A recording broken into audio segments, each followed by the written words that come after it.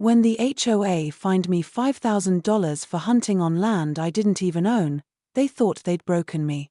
What they didn't know is that I was about to break them. Because sometimes, the best revenge is served with a signature on a deed and a no trespassing sign planted right in the heart of their kingdom.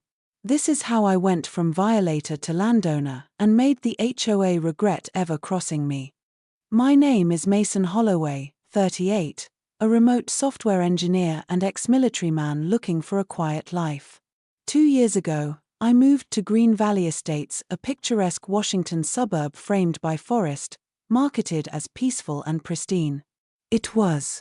Until I met Evelyn Richardson, the iron-fisted HOA president. She ruled the community like a courtroom, smiling with her mouth and scolding with bylaws. I followed every rule. Paid my dues. Trimmed my lawn to regulation height. But what Evelyn didn't know was that my hobby wasn't playing politics, it was hunting. A tradition from my Montana roots. And behind our community, 80 acres of untouched forest. I got permission from its elderly owner, Frank Williams, to hunt there. He hadn't been back in a decade, so, rifle in hand, I went out early one November. One clean shot, and I landed a beautiful 8-point buck. That's when Evelyn and her yoga brigade caught me midfield dressing. "This is a protected area," she shrieked, filming me. "We manage these trails." I calmly explained, "I have permission from the owner. This isn't HOA land." She didn't care. 3 days later, a $5,000 fine was taped to my door for cruel hunting and disturbing the community. That envelope was a declaration of war. But instead of shouting, I assembled my documents, hunting permit, landowner approval, and property lines.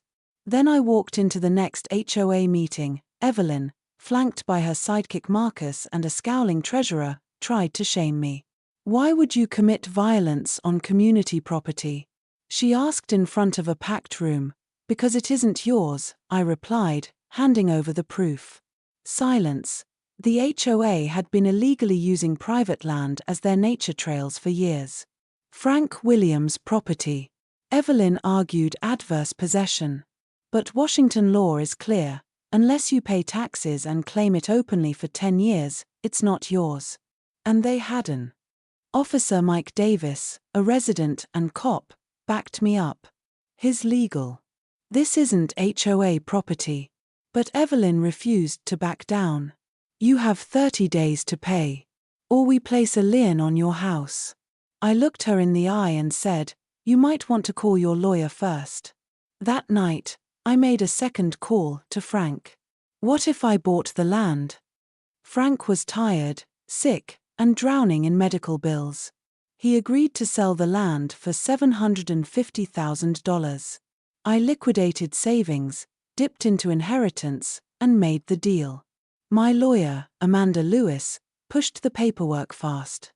In 1 week, the land and Evelyn's nature reserve was mine. Just in time, Evelyn and Marcus showed up with another notice: pay or be sued. I invited them in.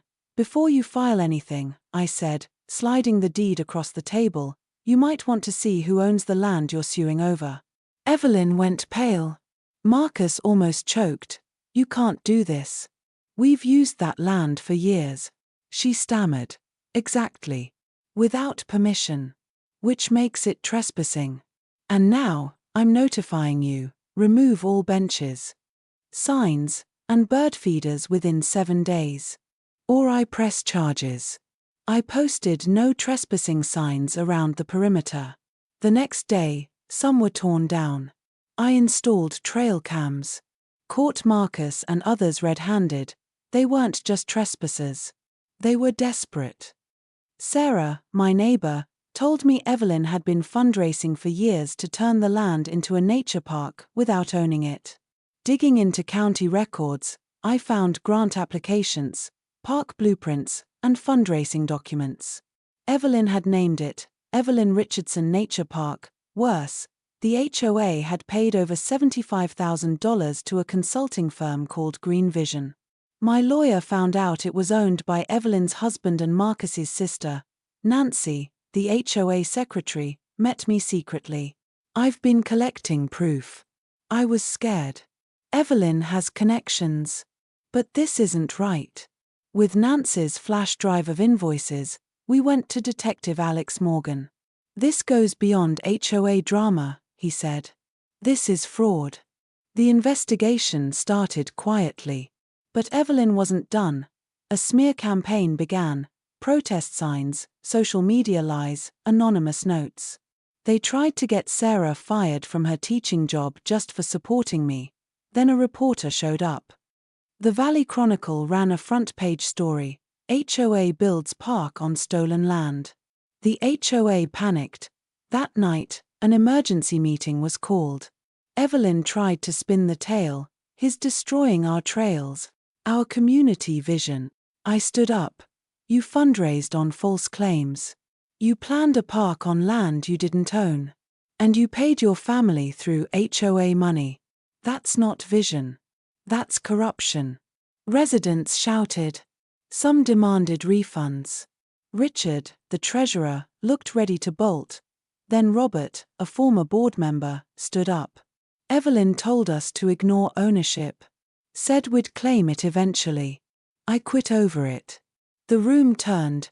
Within a week, Evelyn resigned. Marcus disappeared from public view. The HOA was hit with a full audit and possible civil charges. And the land? Still mine. Still peaceful. Still posted with signs that read, private property. Trespassers will be prosecuted. Sometimes, justice doesn't come from shouting. It comes from ownership. And a little bit of paperwork.